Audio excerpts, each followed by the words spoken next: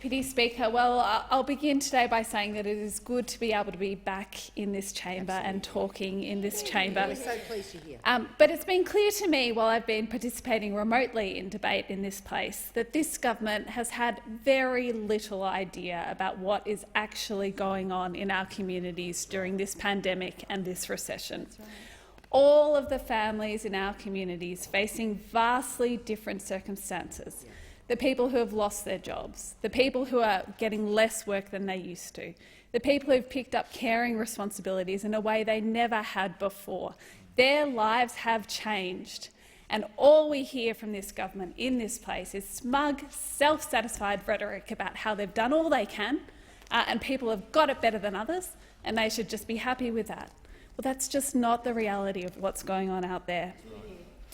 You know, even during the height of this pandemic, this government was already leaving people behind. People like the chef at one of my RSLs, who was left wondering how he was going to support his family through this pandemic because being from New Zealand made him ineligible for JobKeeper. Yeah. The hundreds and hundreds of workers at La Trobe University who have been ineligible for JobKeeper throughout this crisis, and I was amazed to hear the relevant minister in question time talk about how this government had stood up for universities when they deliberately changed the legislation to exclude them from JobKeeper. And, of course, childcare workers, cut off from JobKeeper at the time where, in my electorate, they were shutting down. I cannot tell you how many distressed childcare workers and their families I heard from who were told there's no money, there's no shifts, you'll just have to tough it out. Yep. That was the response from this government at the height of the pandemic. And now we have a job creation scheme which actually leaves workers at risk. And I've been contacted by unemployed workers in my electorate who are already worried about what this scheme means for them.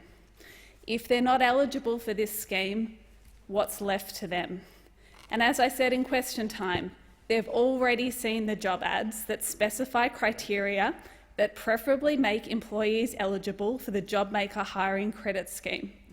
What a disincentive to apply for work.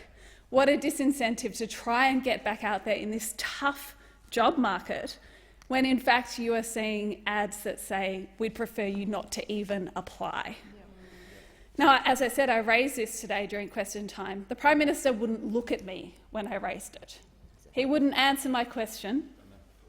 And in fact, the Attorney-General gave me some rhetoric which doesn't seem to stand up, because we know from evidence from the Senate inquiry, the relevant Senate inquiry, Treasury itself said that exemptions in the Age Discrimination Act could protect employers who tell older workers not to apply for jobs they intend to create with JobMaker. The AG strikes again, huh? So we know that workers who have been made unemployed through no fault of their own during this pandemic, during this recession, are often the people who are finding it hardest to re-enter the workforce. And now we know that this government's making it more difficult for them to stay in the workforce. They're putting more people at risk of losing their jobs, of losing hours because of a poorly designed scheme. As we've heard from my fellow members today, Labor has always supported wage subsidies in times of economic difficulty.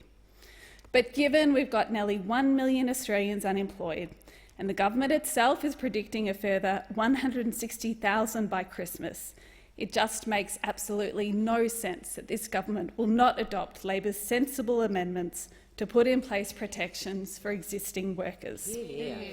Failing to have these protections won't create new jobs. It won't help those people in my electorate who are looking for work.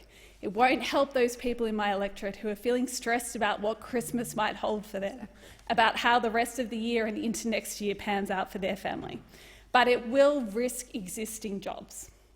So all we are asking is that there's a safeguard for existing workers.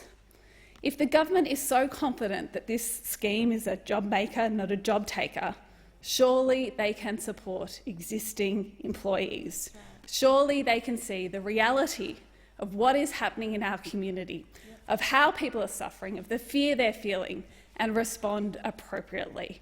This shouldn't be about politics. It shouldn't be about you taking a stand. It should be about you doing the right thing.